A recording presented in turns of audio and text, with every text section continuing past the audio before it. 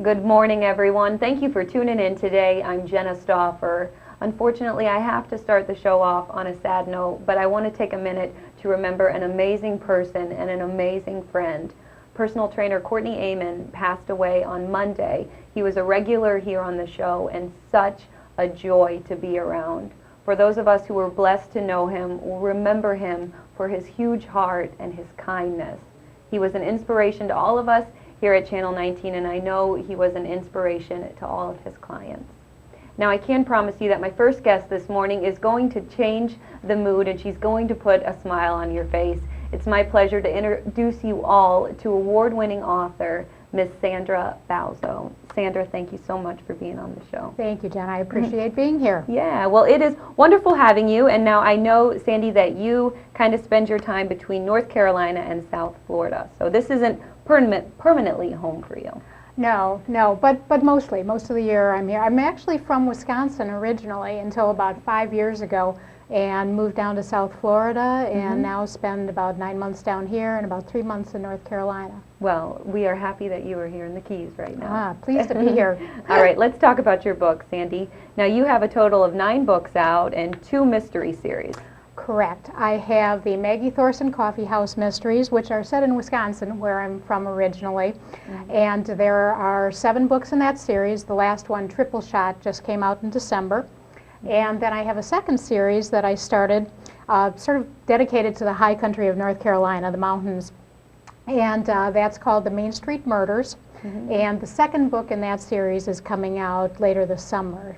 Okay, so you mentioned now Wisconsin and North Carolina. There's no South Florida in there. I know, not yet. There's so many good South Florida writers. I'm a little intimidated. But I will, I think I might take Maggie on a field trip, my coffee house heroine, maybe bring her down to South Florida or the Keys and try her out, a little fish out of water, and then see maybe she'll want to move down here. I think she will. I think she'll fall in love with it. And now, speaking of coffee house, a lot of your books, I noticed, are set in a coffee house of the same name. Why a coffee house? Well, I was downsized from my PR job, and I made a habit of stopping at the same coffee house in Brookfield, Wisconsin, every day on the way to work. And when I was downsized, I stopped at the coffee shop, which my friends owned by then. Actually, I didn't know them when I first started going there. They became my friends because I was a regular customer, and showed up with a sign that said, "We'll work for lattes," in their window.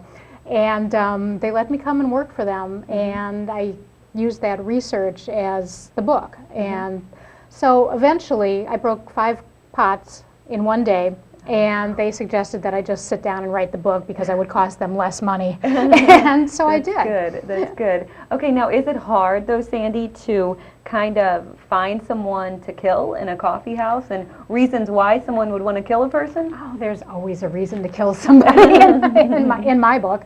I think wherever you find people, you find motives for murder. You know, and they're always the same. It's jealousy, it's greed, it's sex, it's you know, people are people, and the great thing about a coffee house is that people overhear each other's conversations, and that's where I got the idea, was that you could overhear something that would give you a motive for murder. Okay.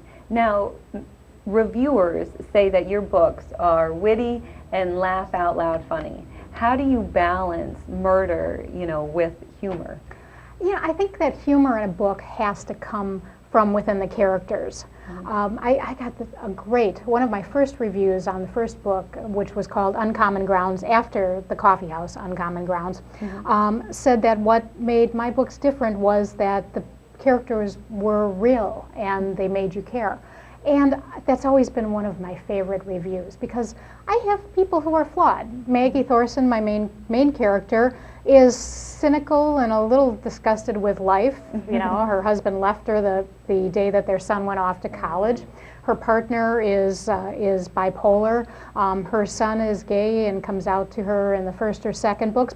These people have, well, real lives, at least in my mind, and therefore they have humor is a mechanism that they use to cope with their lives, and in their cases it's continually tripping over bodies. Okay. Well, speaking about your protagonist, Maggie, you guys both have public relations. in common. You used to do public relations. How has that helped you in your writing? You know, all authors these days, no matter how big you are, you have to publicize your own books. And it's been both wonderful and a bit of a black hole, because I can think of all sorts of things to do, but there's just not enough time to do them. I have to say, social media has been huge. It's just so nice to be able to sit down at the computer and talk to the people who are reading your books. Writing's very solitary, and especially for somebody like me who, you know, was in a very public kind of job, it's tough not to be able to talk to people every day and see how they're reacting to what you do. And I imagine that being a writer, you have to be so self-disciplined. How do you stay organized? Oh, it's so tough. I am the world's biggest I almost said protagonist, procrastinator. At one time I had my office in my laundry room. My clothes were never so clean. Then I moved it into the dining room, and the dishes were always washed. But I found, now it's been, well, about 15 years, and I've found that I get up in the morning and I go work out. I like to run, play tennis, and then I come home and do email and social networking and things like that, have an early lunch, and then sit down and work and just write until I'm done writing. Okay, great. Well, tell our viewers how they can find your books.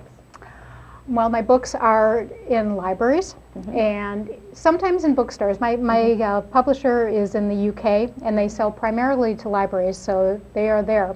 But they are also available online, Amazon, Barnes & Noble, and the first 6 books are now available in ebook, so it's easy to catch up, because the original ones are not so readily available. Okay, great. And of course, everybody can check out her website right there on the screen. www.sandrabalzo.com. All right. Well, thank you so much for being on the show this morning with us. Thank you, Jenna. Pleasure. All right, everybody, we're going to take a quick break, but I'll be back with another crime writer when we return.